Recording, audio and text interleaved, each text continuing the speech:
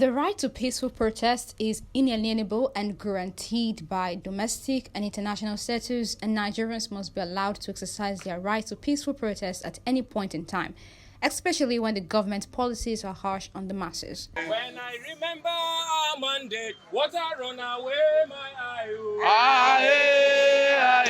Water run away my eye. The recent move by the National Assembly to criminalize protests and calls for rights activists to wake up from their slumber and fight for justice. Right to peaceful protest.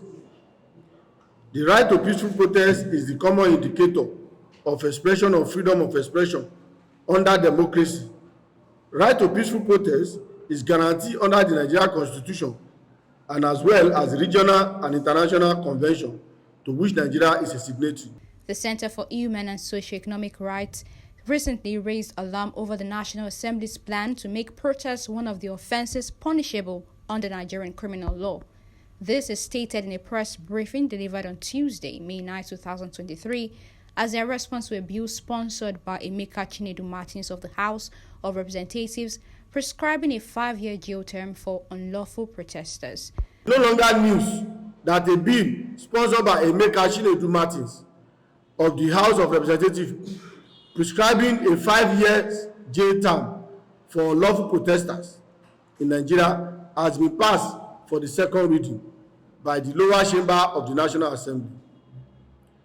It is, however, important to note that this same bill was first presented to the House of Representatives in 2021 by the same Emeka Chinedu Martins.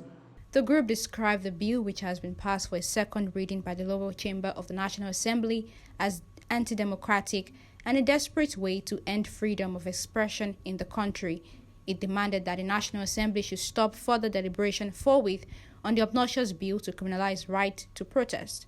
Part of it down is to be outrightly put down, because the one of the clauses, if many part of the clauses, you cannot say, once you see more than 10 clauses in a bill, the bill is already useless.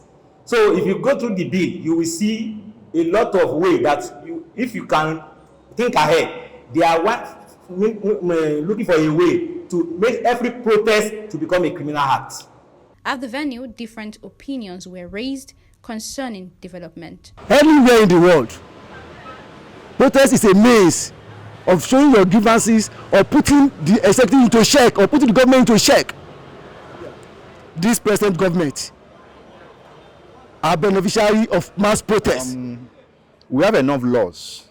If you damage public property or you, in the name of protest, you create chaos or something, there are a lot, there are enough laws, to deal with such situation. For this so-called Honorable Martins, to hide under the, this impression that protesters will destroy public property, to say you want to criminalize protests. For me, I don't know where it's coming from really. What I think should be the, the priority of the House is how do we strengthen our police, our police force, our security agents, particularly the police force, to provide, security, so that even when people are protesting, yours is to ensure that public property, so not to say you want to outlaw protests, you want to criminalize protests, you want to, because the way I look at this law is they want to create the impression, they want to unnecessarily, cow the people. So when you say, when you protest, even, people are going to be arrested, people will be criminalized, they are sending wrong message. They want to, create a kind of fear.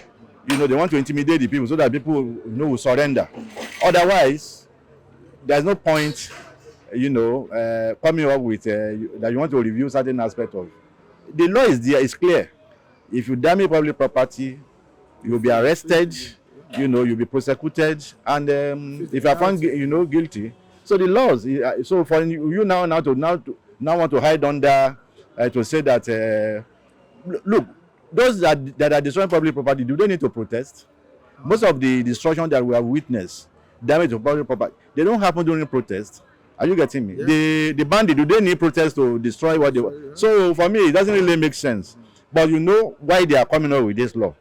I think they are getting a bit apprehensive, jittery, that Nigerians are more conscious now with what happened with the NSAS.